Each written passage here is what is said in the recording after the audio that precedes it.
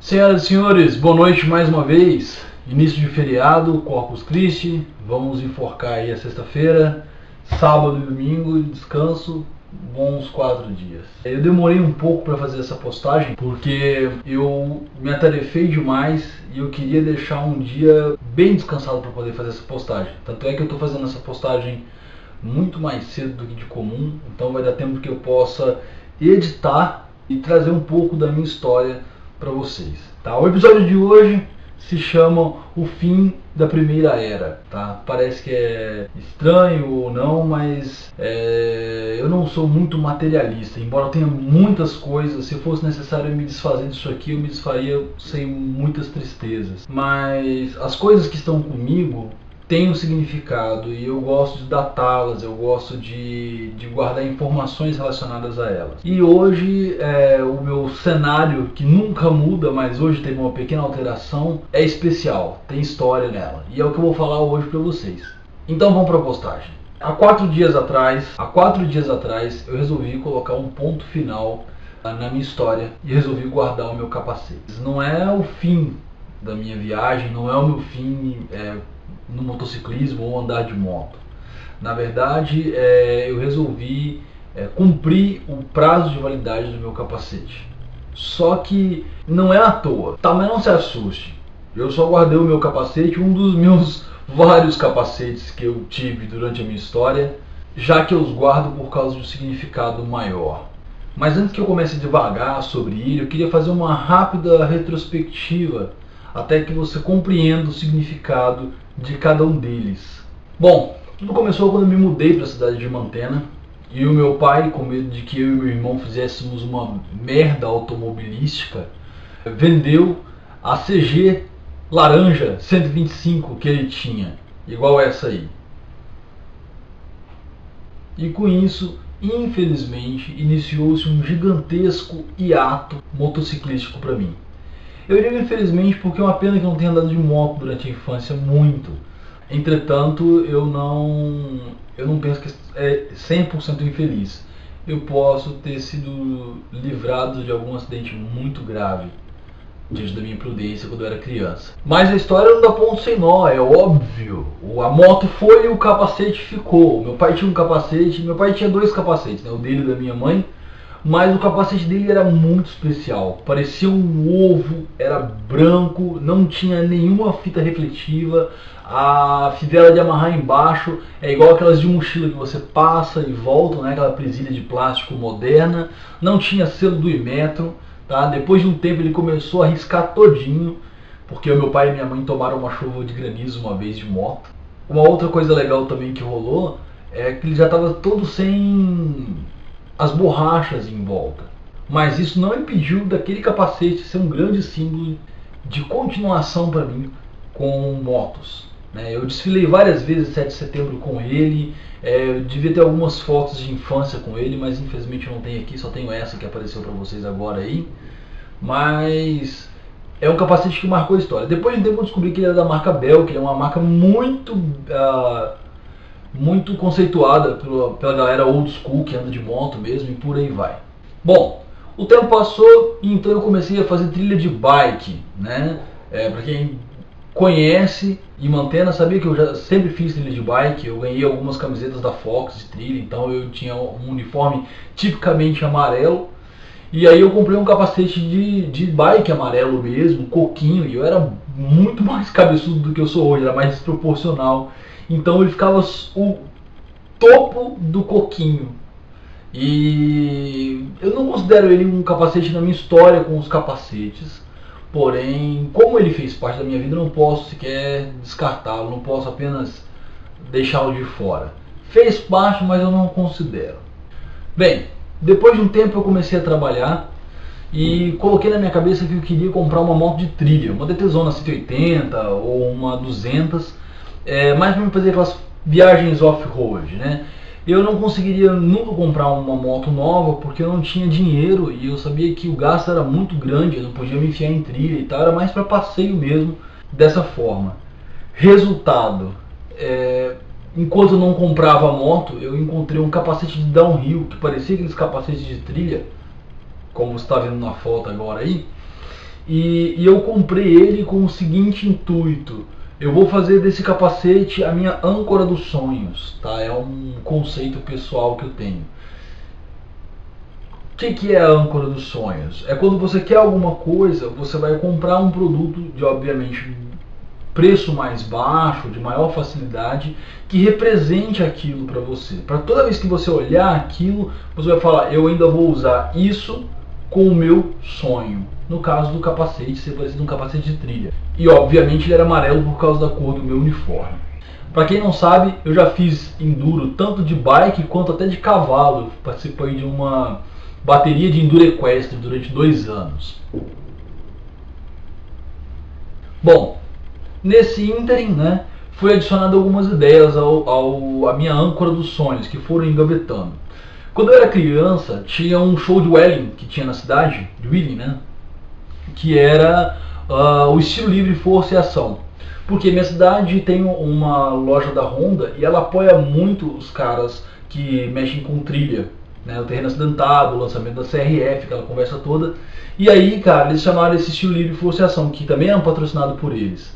E tinha um camarada que era muito humilde e bastante carismático com o público, que era o Dentinho, que eu acho que ele até hoje faz parte do estilo livre.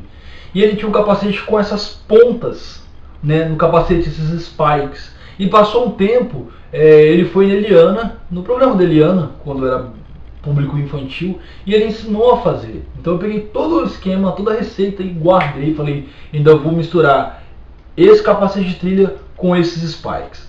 Beleza, toca pra frente a vida.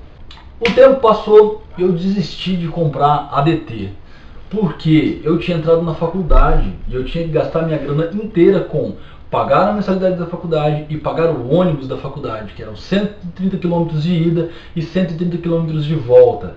Parece que é muito para você e para mim também parece, mas eu adorava viajar e ainda adoro viajar. Hoje não só dentro dessa sardinha chamada ônibus, mas era muito bom. E aí eu não pude guardar, eu tive que esquecer o quesito moto, largar a questão da trilha e tal, e não mexer mais com isso, tirar até dos meus próprios planos.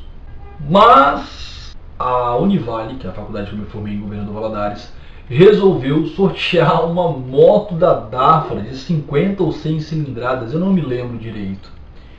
E o quesito para entrar no sorteio era ter pago todas as parcelas da faculdade, as mensalidades da faculdade, em dia. E eu tinha tudo pago, até adiantado. Então, cara, eu tinha certeza absoluta que eu seria sorteado.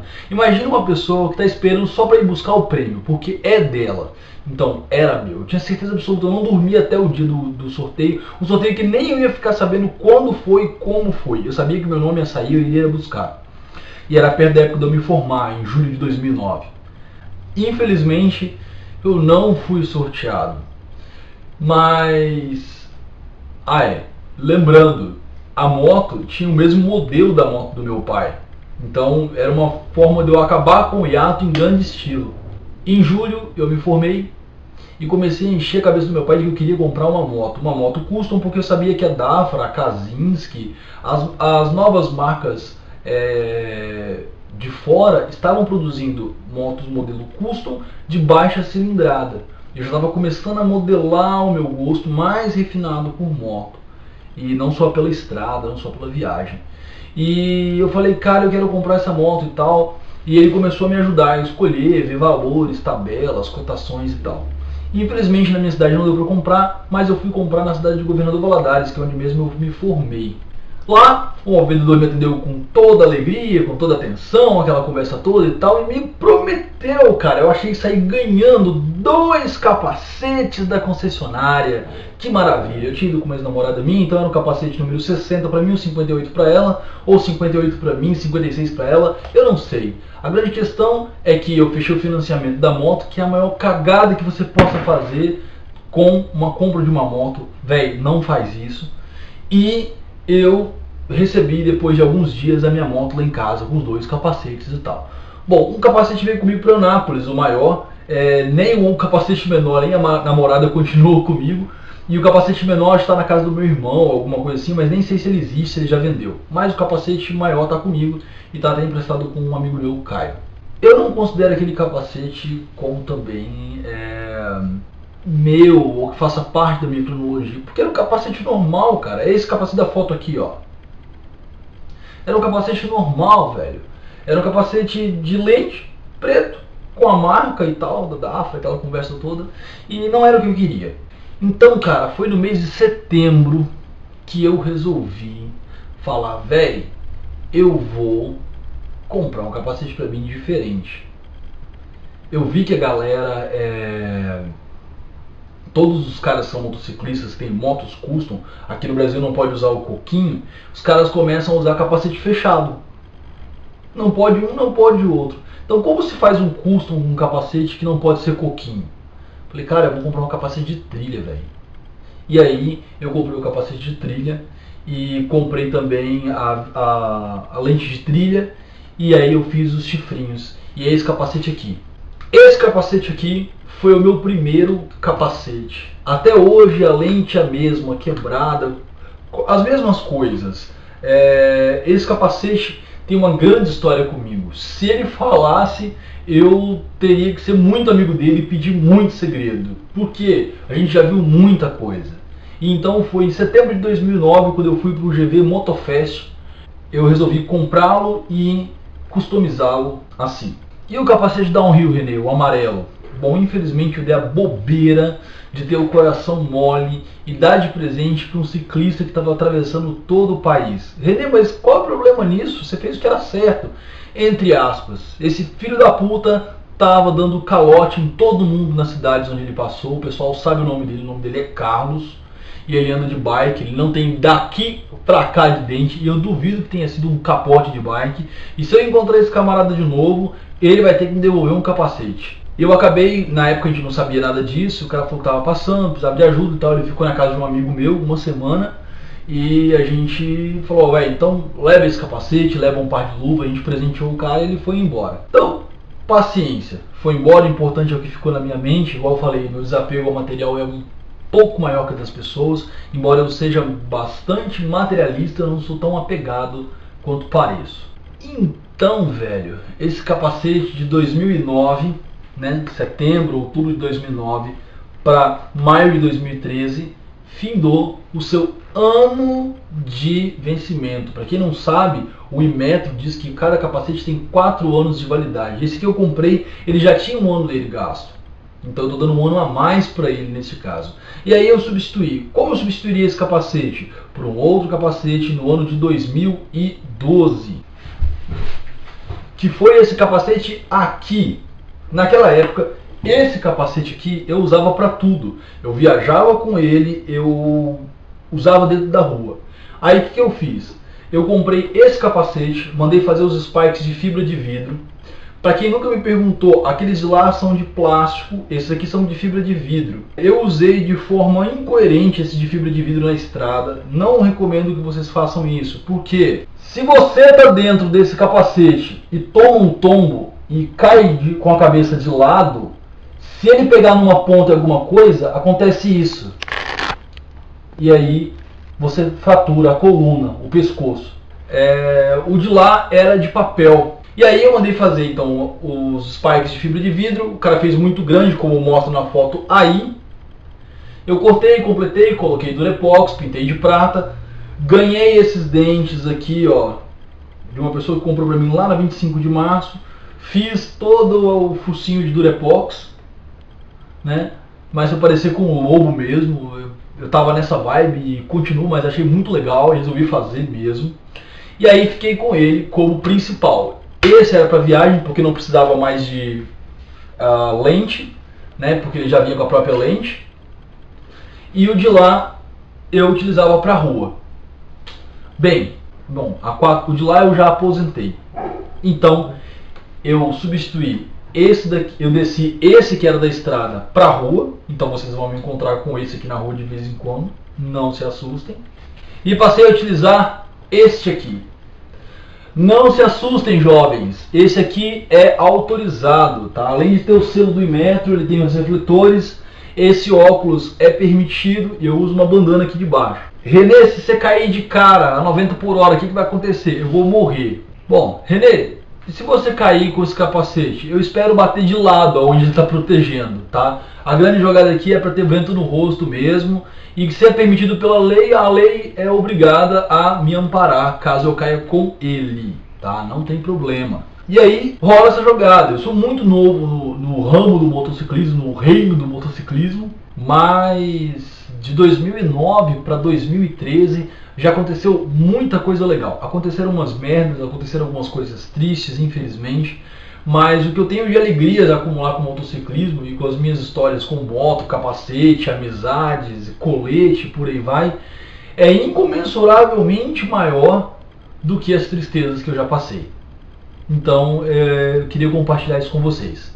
Eu espero que você tenha uma ótima semana, que você tenha um ótimo feriado, aproveite dele pra caramba, consciente, faça valer a pena e nós nos vemos, eu espero, no domingo, ok?